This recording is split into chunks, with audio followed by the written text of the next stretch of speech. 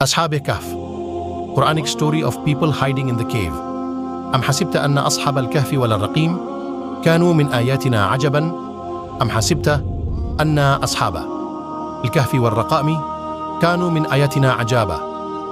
19. Cave of Ashabeh Kahf, the cave of the seven sleepers.